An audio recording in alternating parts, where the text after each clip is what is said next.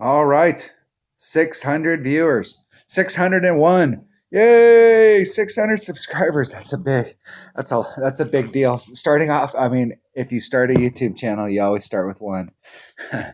But getting to 600 viewers and as active as everybody is on the channel and stuff, I appreciate all of you guys, everybody, guys and gals, everybody who watches the channel. Thank you very much. 600 is every one of those is a big number, and 600 is awesome. So thank you very much. All right, 600. Da, da, da, da. Seeing where I was at in I was playing so much T3 last week because all of the only community cup holes we could get in there was T3, and forgot to come in here and play a little bit just to maintain my expert status. And so I got to get back in the promotion zone to get back an expert. All right. So I shot some videos in T5 with my low level account, and I shot some stuff in T7 with my 77 account, and people seem to like the 77, the T7 stuff. So I'm going to play some T7 here, play my pin chest. So we got Kohong Resort. I wish they changed it. I don't know why it's like the summer of 2018 when they did the major tour changes. I don't know why they don't. I know when new tours come out, they add them in the deal, but it would be nice if they rotated the tours around or changed the tours around a little, and made it a little more maneuverability to it. I know the people that are way up at the top, they hate it when they change tours because everybody gets used to playing those upper tours, and they absolutely can't stand it when they change tours. And my opponent went to the left. I don't even remember this hole.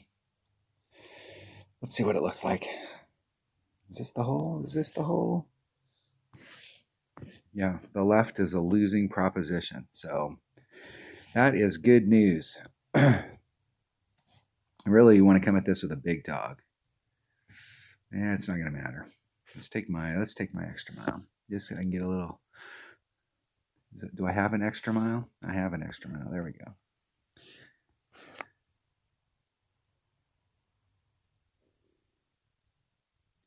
So I'm going to have to do max overpower in order to get out there.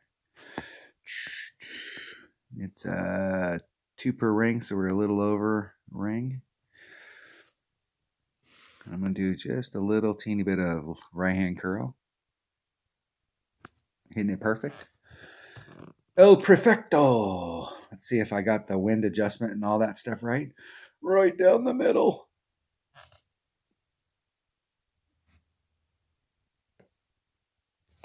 I'm not sure on this hole. Maybe the left-hand side isn't. I might have been confusing this with another hole. There's one of the holes, if you hit to the left, it's a losing proposition. You're relegating yourself almost to having to be on in 3. And they're pretty dang close to that right there. Now that hammerhead's got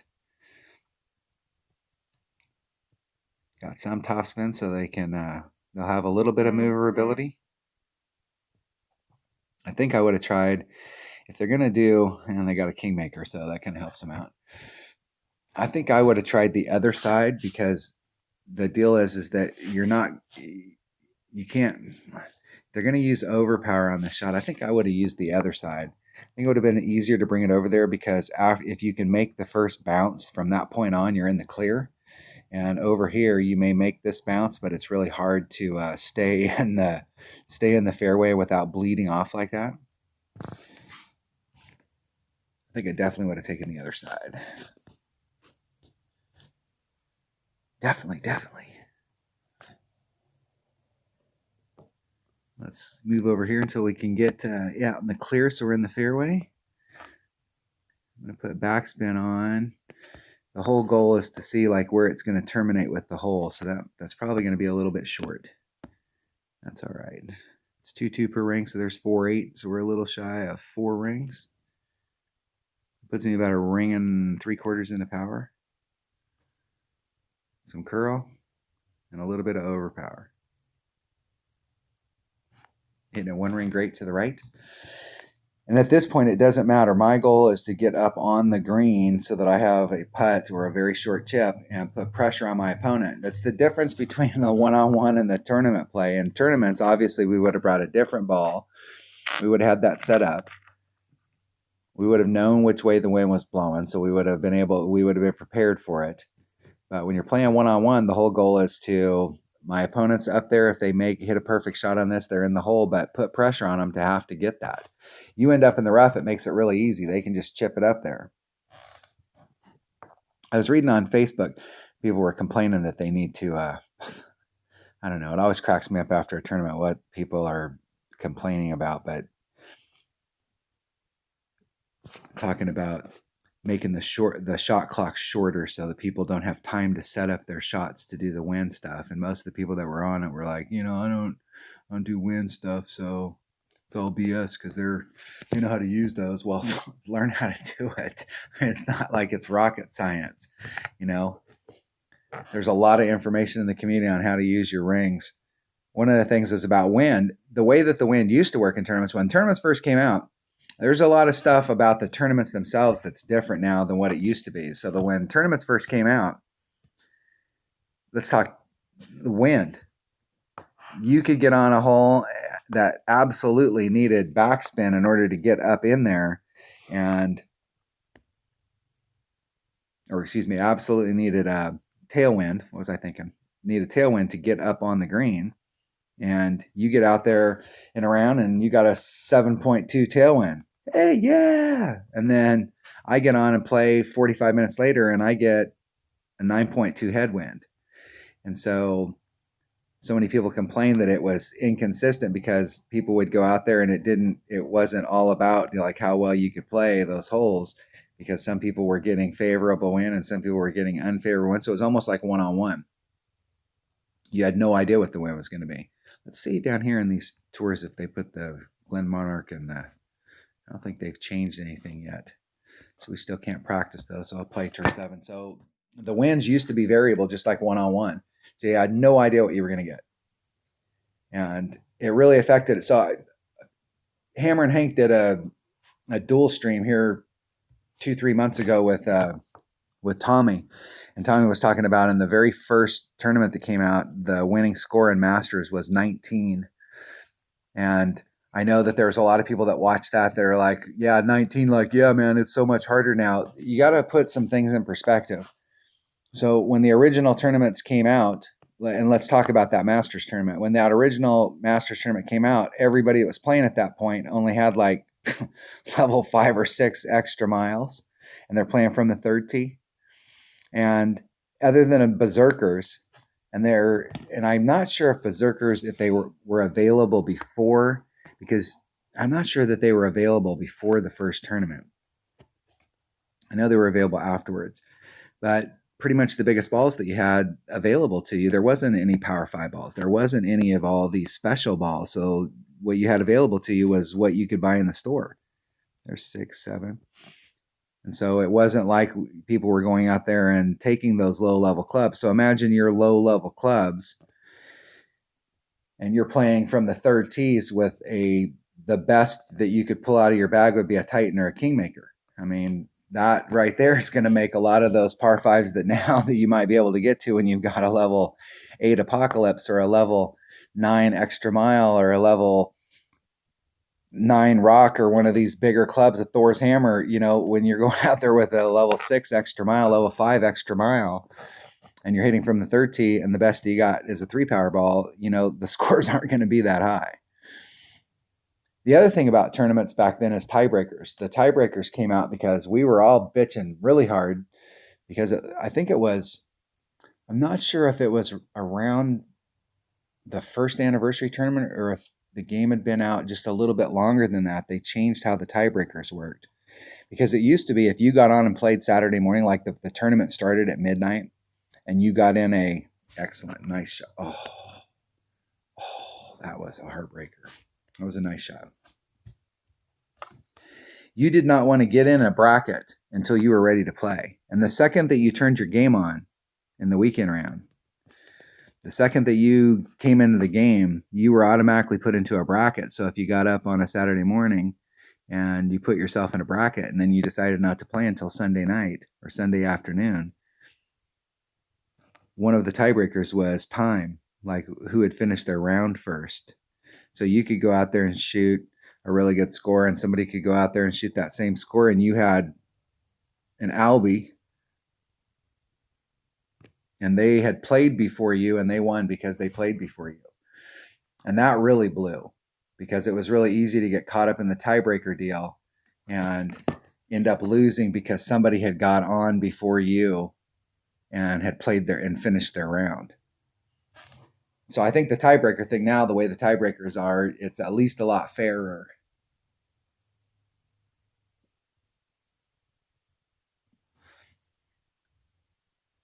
And one of the complaints I hear, and I heard even back when they changed the tiebreakers and they did that, was, somebody beat you because they have an Albie and you didn't get an Albie, and you had 6 eagles and they had 5, but they got an Albie on a hole, but they had a par on a hole, and so they win because they've got that Albie.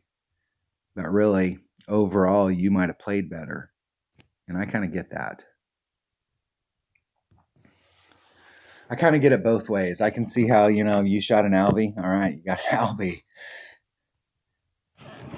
But you also got a par. I think it's a lot fairer now than it used to be. Because the time thing really blew. Because like you couldn't get on. Like there was times when the tournament started, I would like not get on. Like I wouldn't get on in the game, even to just go check pin chests or do anything, until I was like ready to play, and you wanted to try and get your stuff in as quickly as you could. Do I have enough backspin here? I think I do. Maybe.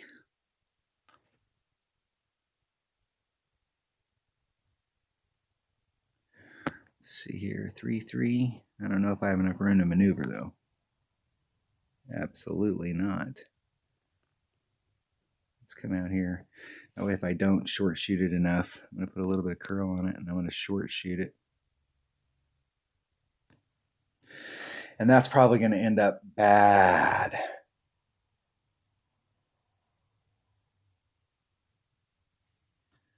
That's not as bad as it could have been, but it's still bad.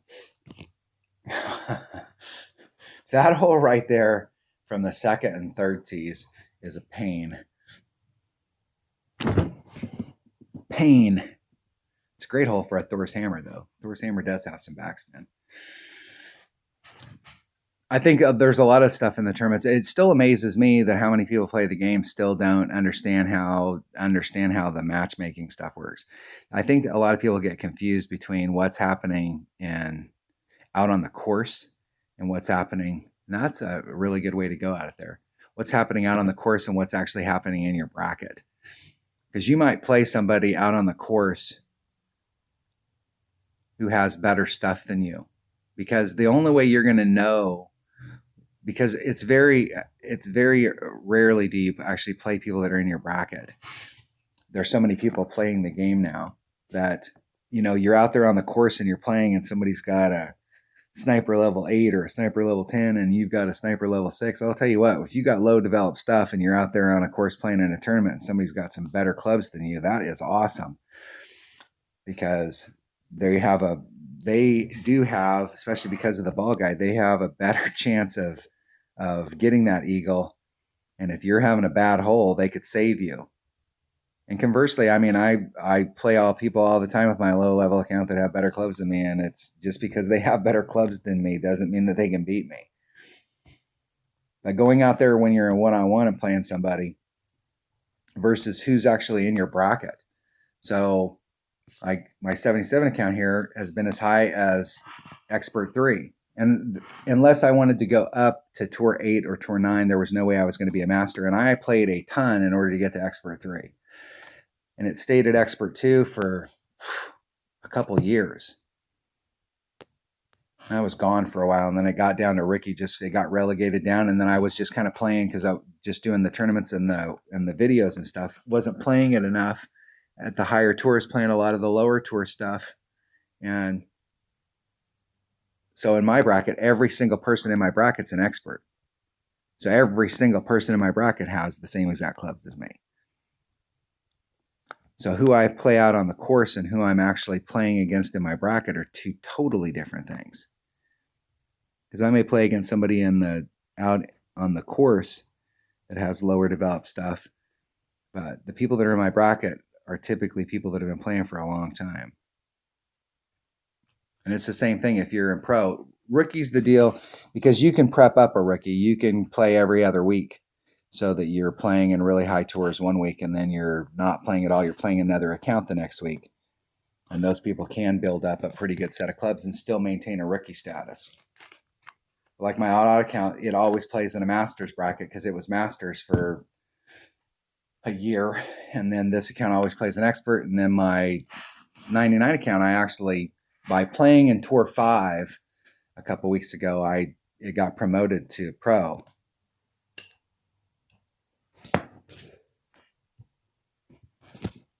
But I think I have to get it to pro 2. If you're a pro 1 and then you bounce back down, I think you're still playing in the rookie stuff. But if you're playing, but if you get it promoted to pro 2, then you're going to always, everybody in your bracket is going to be a pro. And that may not be true during the qualifying rounds, but it's for dang sure true in the opening and the weekend rounds. Seems like the last few times I've been here, it rolled out a little bit more than it looked like it was going to. It'll be 2 rings off. 4-3. Now, if I was in a tournament, I would still be 2 rings off, and I would have brought a 3-side spin ball. And then I would just be able to dial it up to the cup.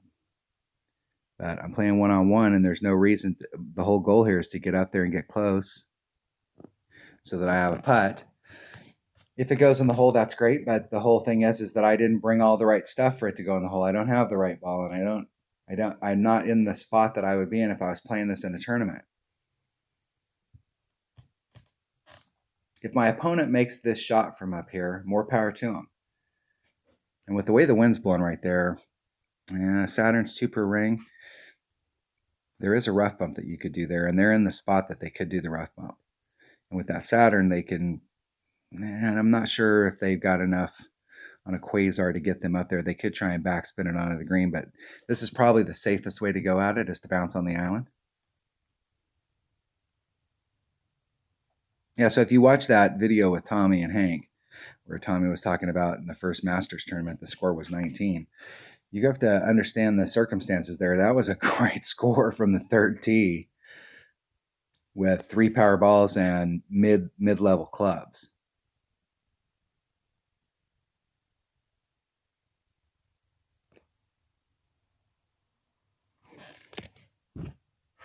The thing is that you can always look back on different generations. You can go, well, hey, like Michael Jordan in his generation, that was when basketball was really tough, or the Kobe Bryant generation, or like that Bill Russell guy. I will guarantee you that every single person that played in the NBA back in the day when Bill Russell played, they wanted to win.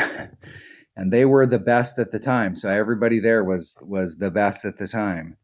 And everybody was the best in Kareem Abdul-Jabbar's generation. And so it's hard to do that. It's just like with football. You can say, oh yeah, they would, this team would have beat that team. Maybe. But if they'd went back at the time, so anybody, even these older tournaments, you couldn't just go out there and it's like, oh yeah, we're playing an older tournament. You don't have to do much. You can just go out there and win. It was still tough. I'm going to do a 10% wind adjustment. So I'm going to do a 2-ring pull. Maybe. Hitting it perfect. The tournaments have gotten lower scoring. Lower scoring just because people have gotten better. There's a lot more better players out there. And people have got better. We've been able to, you can get your clubs upgraded faster. There's ways to get it done. There's a lot more packs.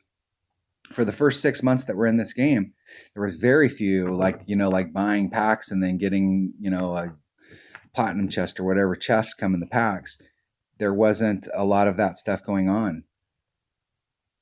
There was packs available, but like maybe like one pack during the week. The one thing that they did take out of the game that I really liked was that if you got top finishes, and they were offering, like right now they're offering whatever this ball is that they're offering. Nice shot.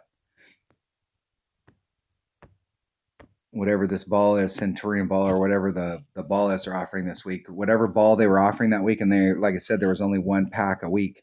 Whatever that ball was, if you got top finishes, you got some of those balls. Like you got 9 balls, or you got 5.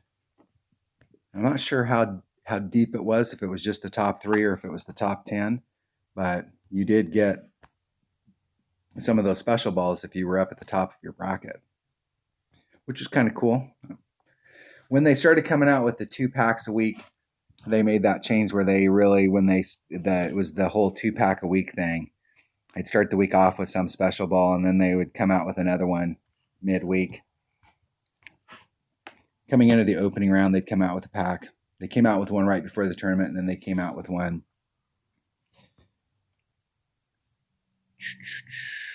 Let's just buy 45.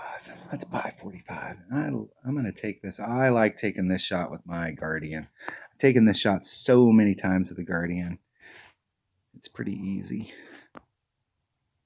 Be dead center up here in the middle.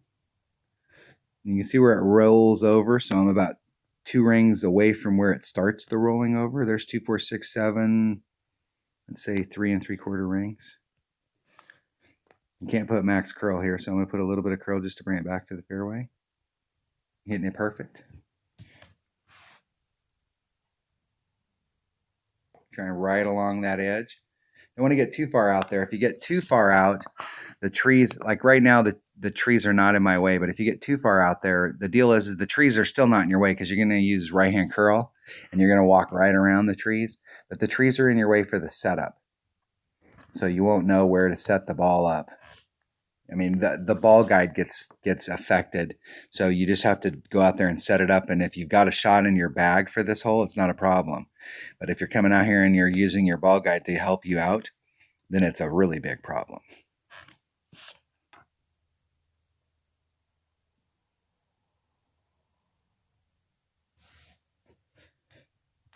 See if they can get it done. Getting out there in the middle. Let's see what kind of wind we have here. A little bit of headwind. I like to be about 2.5 rings off. It could be about 2. On all of my massive top spin. Take 6/4 out. It's 6 per set, so I'm going to move out just a little. And there's 6/4. And it's a max overpower shot.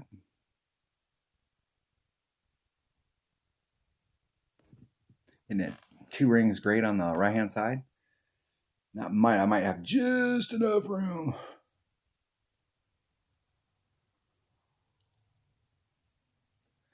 You would think on this hole, because there's a plateau up here at the top on this green, you do not want to be short on this green. You don't want to dribble and get on the top and just barely get on the green up here, because while you would think that there's a little ridge right there and then it drops downhill to the cup that you could make the putt, it's a max overpower putt and you can't make it.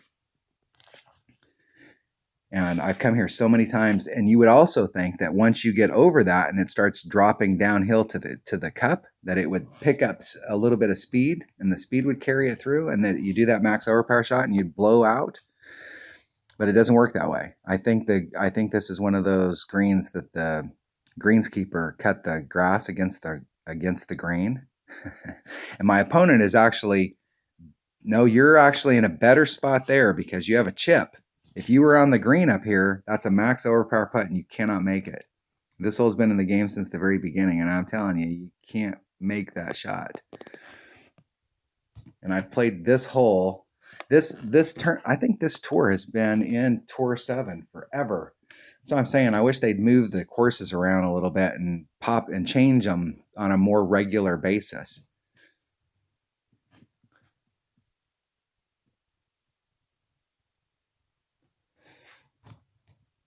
I know they add in the new ones. I know.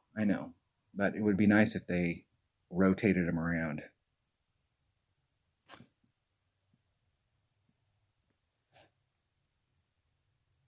I kind of liked it how it was when it was in the very beginning. In the very beginning, anything that was in Tour 2 was in Tour 7. And anything that was in Tour 3 was in Tour 8. And anything that was in Tour 4 was in Tour 9. And so if you were moving up, you could drop down. So like you finished up Tour 8, you could go down and play Tour 4 for a bit and refamiliarize yourself with the holes and try and kind of, it wasn't so much on the drives because there's a little bit of difference on the drive, but in most cases, if you get your drive right, you can end up, I'm going to clear one of those chests out. You can end up in the same exact spot in the fairway because the winds are higher. And sometimes you can even be in a better spot. So it wasn't like the drive you were really learning, but you could refamiliarize yourself with at least the look of the hole. But if you laid yourself up, if you went out there with like a QB, you could go out there and lay yourself up in a spot and then come at it so that you had a pretty good look at what the shot coming into the cup was. And it also kind of refamiliarized you with the, all right. I'll take my extra mile. What the heck?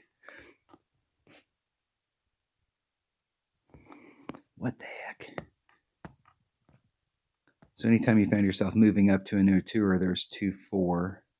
I'm going to go in against the headwind. I'll just do a 2-ring pull. That's 4-2. So that's like a 10% pull. Isn't it perfect? You could go down and you could refamiliarize yourself and then go up. And so it's kind of cool because you got to see like the Glen Monarch Estates that are in the upcoming 2020 St. Patrick's Day tournament. That was one of the tours that was in, was it Tour 4? It's like Tour 4 or Tour 5. It was in one of those tours down there. It might have been in Tour 5. The Greenwich Point holes were in Tour 5. That's my favorite course. I was watching Dale Appleby play them. They're in Tour 9 right now. Those holes are awesome from the second tee. There's some shots on some of those holes that we could do in rookie. You can do them. You can do it, and if you've got the right wind, you can do them in the upper divisions as well. And the racetrack holes, I haven't seen. We haven't had the racetrack holes in a tournament in a long time. In the sand. They have a Spitfire. I think they can make it from there. Might be able to make it with a. They might. Yeah, about mid club. So that's about. What is that? Maybe 1.5 per ring, somewhere in that neighborhood.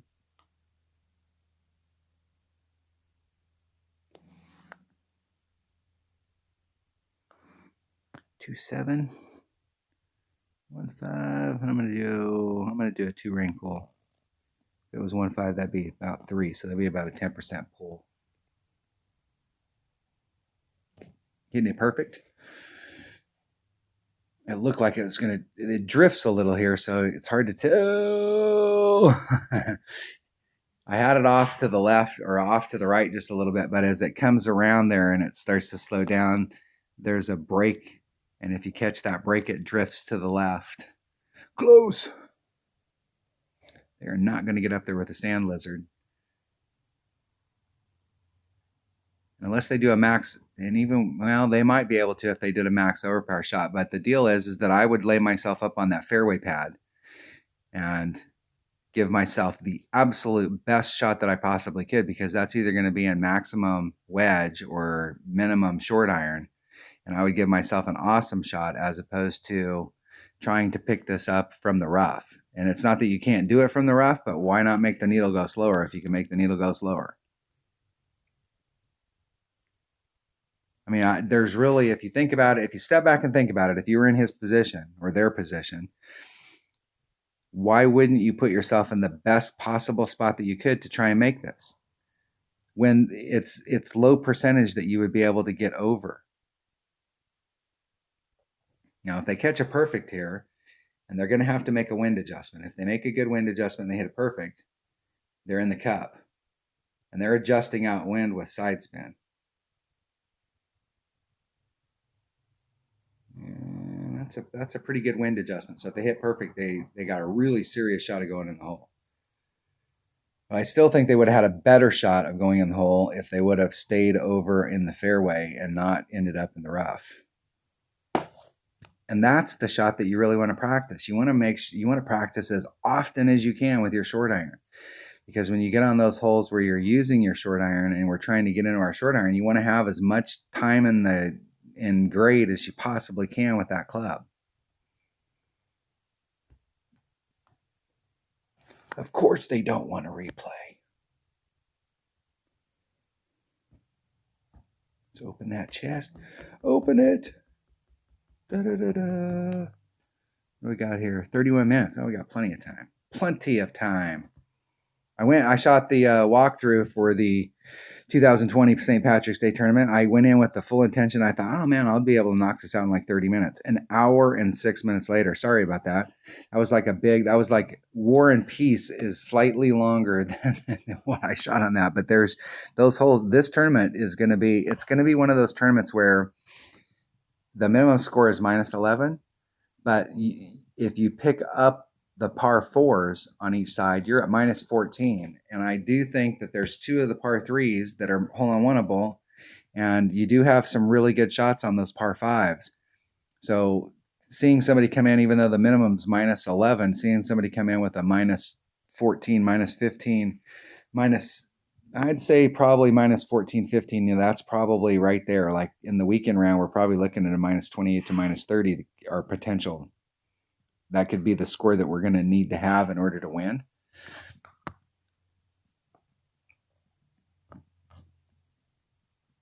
There's just a lot of different ways that you can go at those holes, and they're really cool holes, especially the Glen Monarch holes. The Glen Monarch holes are really cool holes. Really cool holes to play. I'm going to go 5 rings out. Let's see if I have enough maneuverability to move the wind out. I think I'm right at my red line. So what's that? 4 rings into power.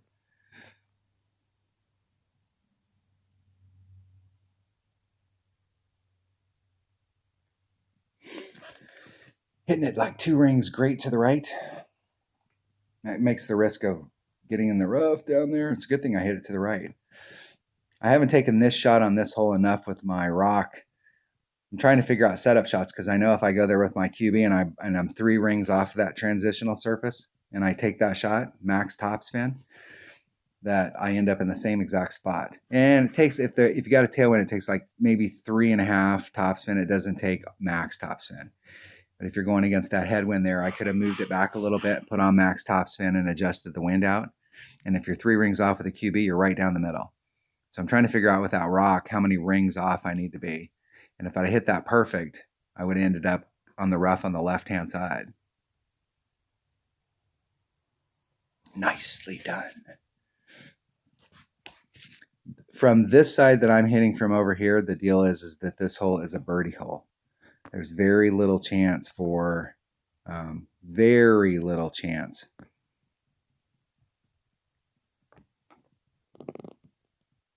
to pick up the eagle. But the deal is on this hole, this is a low percentage hole to begin with.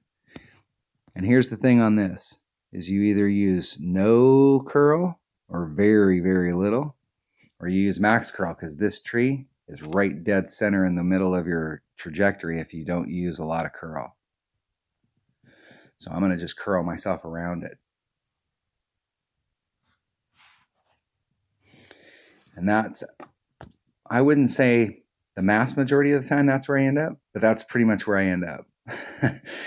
And sometimes if the wind's right, you can get down below, but that shot from over there, once I figure out how to set that shot up so that it's just a setup shot with the rock, that shot over there is a guaranteed birdie. And this hole right here can eat your lunch. It's a tough birdie. It's a really tough hole to get an eagle on. Your best chances of getting an eagle on it are to go to the right from the tee off, from the tee box.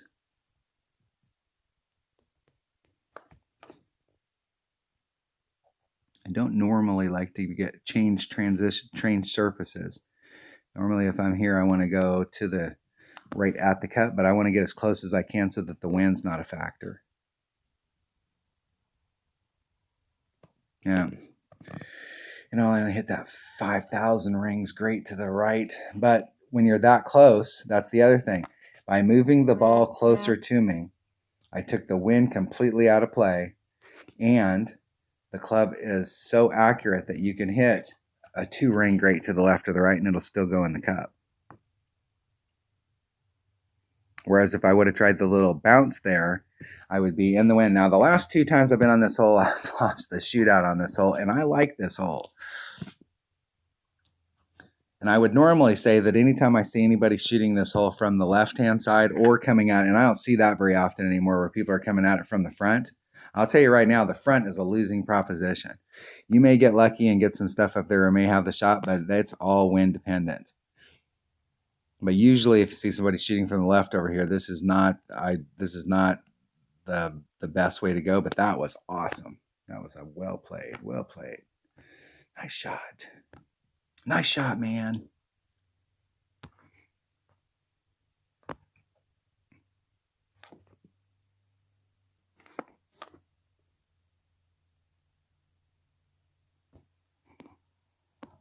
It's 2-8.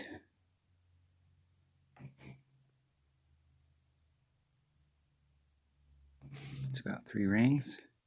Just hit it straight. And I keep hitting it. That's part of the deal is I keep hitting it on the inside to the left. And then it takes that bigger bounce and it doesn't want to go towards the cup. You need to hit it perfect. You could catch it great to the right there and you'd be fine. But hitting it on the inside there is a bad deal. That's 3 times in a row. And I like that hole. What the heck's the deal? Good game. Good game. Of course you don't want to replay. Why would anybody want to replay? I just gave you $100,000 or 100,000 coins. Come on, man. Are you that worried about coins? Let's check out this opponent. I'm gonna, as soon as we get tagged up and we get out there on the course, even if it's my shot, let's check out this opponent out so we know going in like whether or not they have the coinage in order to actually play. Because if you've won 1 billion coins and you don't have, and you can't lose 100,000 coin matches forever, you're currently rated a master, and okay, they are a master rated player, and you're not going to get to master rated player unless you are playing Tour 9 with 3,167 games. So this is one of those deals where it's not sure with 139 million won exactly what they're they might be one of those players that plays every other week. Although, yeah, they might be. They might be able to get themselves up to like Tour 2. They're working on their clubs. I think they'd want a little more cash than that, though. This really is the way to go at this hole. It's just to lay it up. It's the safe play. And the thing is, on a hole like this, in tournament play, we're bringing out bigger stuff and trying to go right for the green, bringing out a power 5 ball and going right at the green.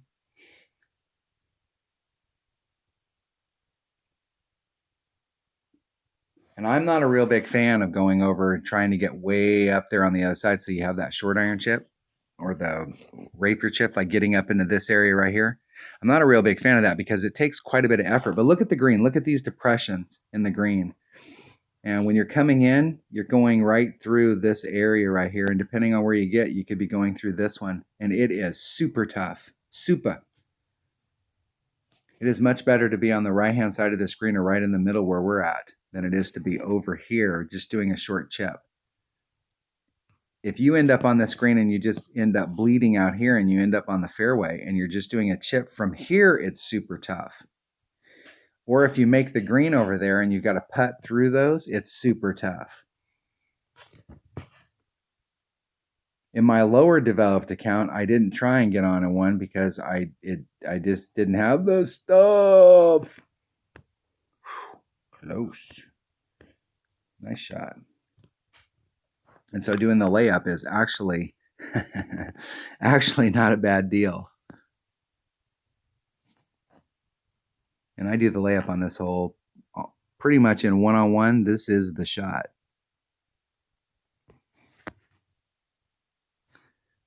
I'm going to do 5-2. Let's add on 5. So there's 5-2. Let's add on a little. Maybe 5%. Hitting it perfect. See if I can get as close as my opponent. Maybe a little closer.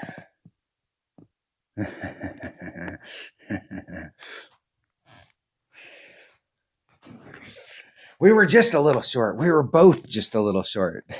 Him a little shorter. That way, if we'd have been a shootout, I'd have got my butt kicked right there. And I am not a fan of putting that tail that far through. There's a fine line up there where it'll bounce over or it'll do something weird. I don't like it so that it's just glowing. I've been burned where it's just glowing like that, and I don't see the tail. I want to see that tail pop out. But I don't want it to be too far on the other side.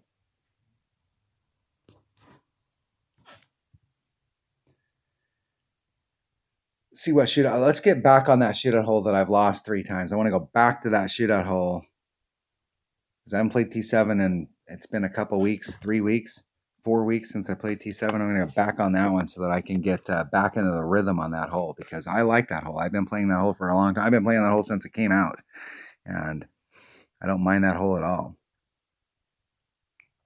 I'm playing a sniper.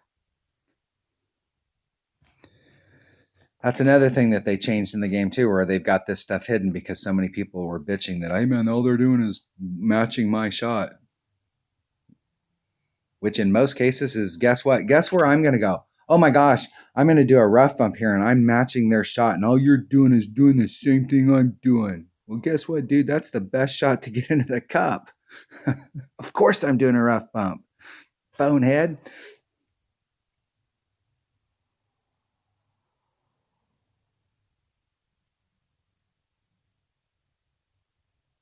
Close. Very close. Okay, last time I was just a tit short here. Let's see if we can fix that. Maybe 2 rings off that transitional surface. I'm going to just dial it up to the cup. I'm going to put just a titch more topspin than I did last time. 4-3.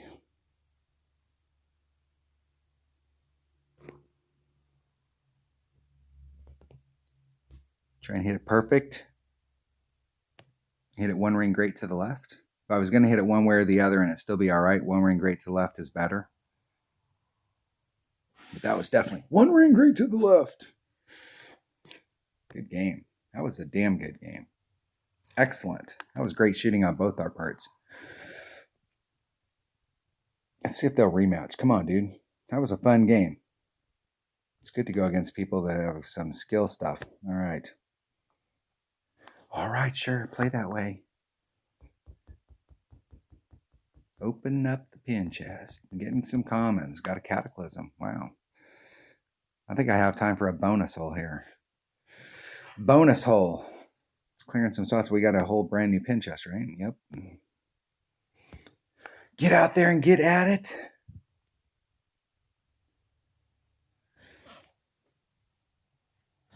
So the last time they had those, I'm not sure if the last time they had all of those Glen Monarch holes was in the Glen Monarch 9-hole cup. I know the Drumore Lakes have only been in one tournament. I think it was the Celtic Cup. I think that's when they came out. They were in that tournament. That was the first and only tournament they've been in. Not sure that all of them have only been in one tournament, but maybe. I think there might be a few of them that have only been in one tournament, but there might be a few. I think seems like there's a par 3 or 2 that have been in more than one tournament.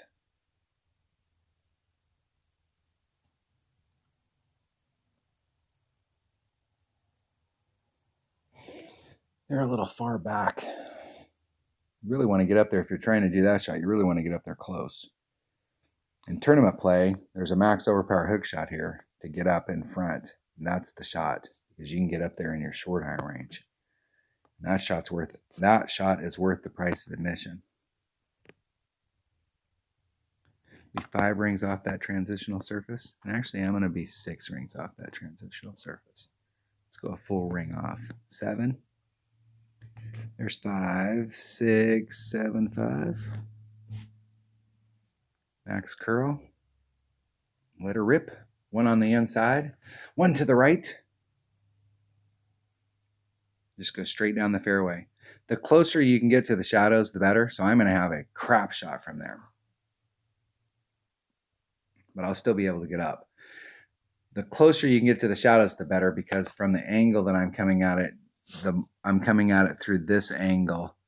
So because I have a 1 side spin ball, it's hard to bring it around. So you have to use curl.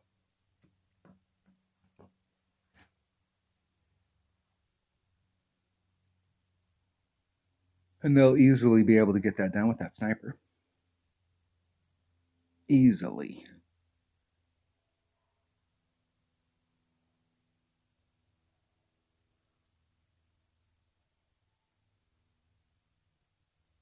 Let's see if they make a wind adjustment here. Yeah, they did. They did. I don't know if that was the right wind adjustment, but they made a wind adjustment. It looks good. Up on the green. That's the whole goal in one-on-one, is to get up on the green and force your opponent to have to do the same thing. So the angle I'm coming at it here, I have to come out here more in order to clear.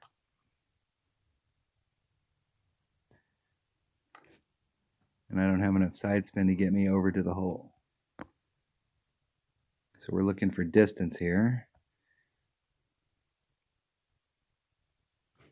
There's 5, 6, 4. I'll go a little more. That's max curl. I don't think I need max curl, but I'm going to put some curl on it for sure. What I was trying to get there is the tail of my ball on the arc, if you put curl on it, to be even with the coal, and I definitely didn't even need to put that much curl. I try not to use, I love using curl. And I use curl in one of 2 ways. I use just a little bit to bring me back to the fairway. So like you'll see me set up shots a lot where I'm like on a transitional line. And what I'll do is I'll put in a little bit of curl just to bring me back to the fairway, but not a lot. But so that the ball's coming in at the angle that the ball's coming in, it's straightening the fairway out, and I'm going to go right down the middle of the fairway. Or I like to set shots up where I'm using max curl.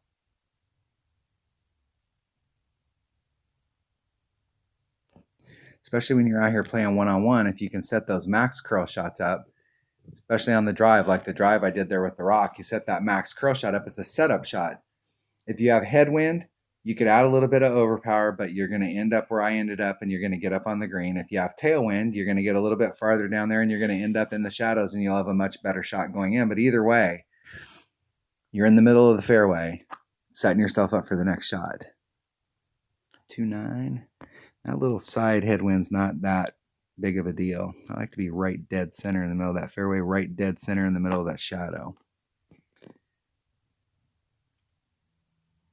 I like to put a little bit of left-hand side spin on so that I'm typically ending up a little right of the hole. There's 3. I'm going to do just slightly over. And that headwind's not really that concerning to me. If we had a pure headwind, you have to make a big adjustment here. So like if you have a tailwind, you can make a normal adjustment. But if you've got a headwind where it's like a pure headwind where it's blowing right directly into your face, you're going to need to do, and even on that one, with that little bit of headwind, I should have made an adjustment. I made about a 5% adjustment, but I probably should have made maybe a 15 or a 20% adjustment. But if you have a pure headwind blowing in your face, I'm pretty sure that you have to do a 40% wind adjustment here. You can do the same exact shot you normally do, but you have to do a much bigger wind adjustment. And this is just one of those holes.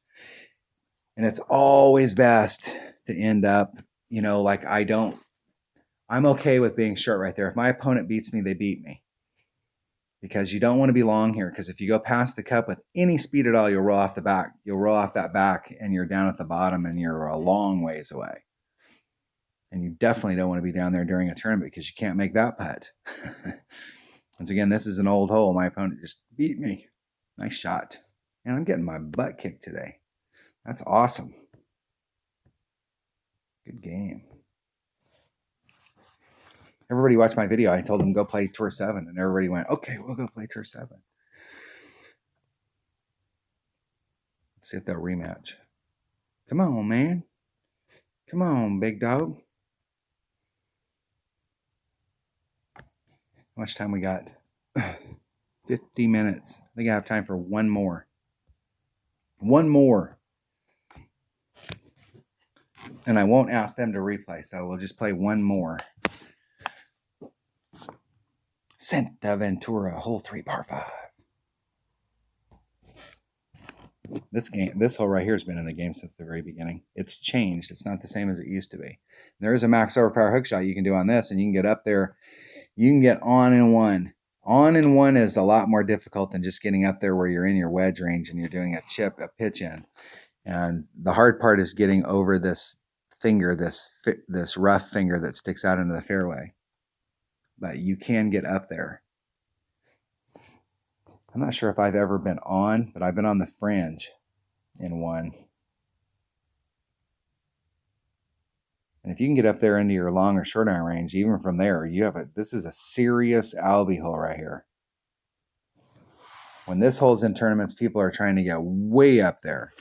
Most of the time, you're just trying to get right up in front of this trap. But you can go for it, and if you've got the hook and you've got the ball inventory to come out here and get the hook dialed in, you can very easily get up there. 6-5.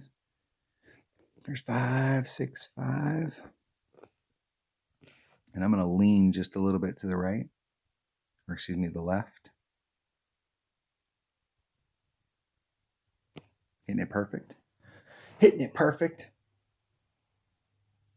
I was trying to move it over a little bit to the left on the field, but when I moved it to the left, it waggled to the right. So, and it's one of those things. And if you move it to the right, it goes to the right. So the only way that you can kind of help so that your trajectory is going to the left is to lean just a little bit. Not a lot, just a little. See if they can almost get the Albie that my opponent earlier almost got. We've got a lot of Albies on this hole. This is another one of those holes because it's been around forever. This and the Island par 5. I probably got more on the Island par 5 than any other hole in the game, but this one right here is probably pretty close to side. That looks like it's in the cup. Nice shot. Look at that. The last two players. Well played. Nice shot. All right, I can get this in the hole. That's not a problem.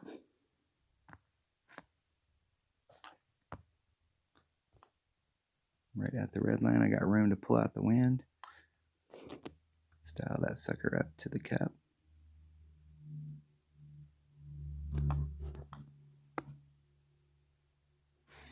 Tailing off, it's 2-4. Do 2.4 rings. Just try and hit it perfect.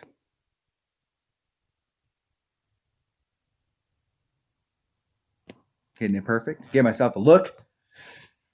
Get in the hole.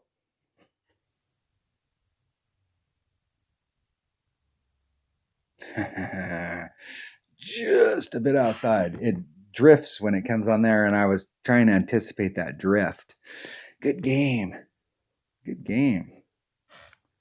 What sucks on that is I didn't get one on my pin chest. Look at that.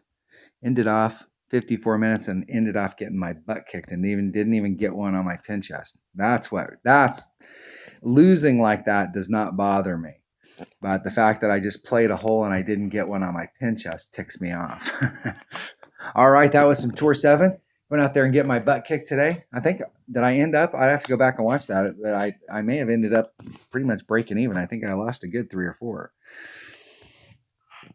And I think we played 8, so I think I was 50-50 right there. All right, that was some T7. Just trying to fill up my pin chest. Thanks for watching. And thanks for subscribing. We got 600 viewers on the channel. Woo! That is awesome. I will catch you on the next one. Thanks.